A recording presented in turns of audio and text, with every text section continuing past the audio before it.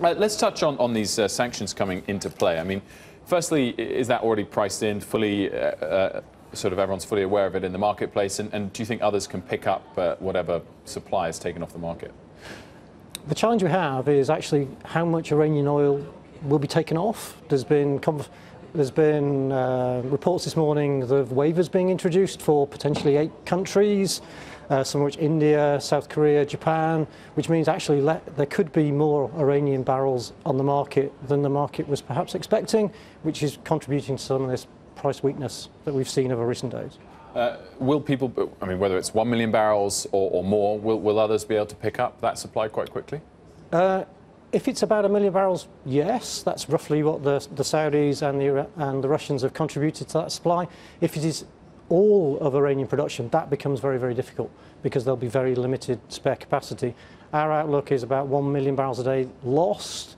There might be less now, and so in which case, next few months, what we might see is oil inventories increasing, so the Saudis may need to actually pump less. Now, the dollar, of course, has been strong of late. October was up 2%. If that subsides from here, do you think we'll see an oil rally, or is it the correlation sort of more broken down in the last 12 months? Probably more broken down. Over the near term, it's going to be more around how much Iranian barrels come off the market and the volume response. I mean, if we talk of geopolitical risks in general throughout the course of 2018, have there been more than a typical year, and therefore moving into next year, if that eases a bit, will we see oil prices able to pull back a little bit because of the geopolitical premium? Nice, easy question. Difficult answer. I think we've seen a lot more uncertainty in the market because we've seen people countries take quite aggressive stances to make a point. That's leading to much more volatility.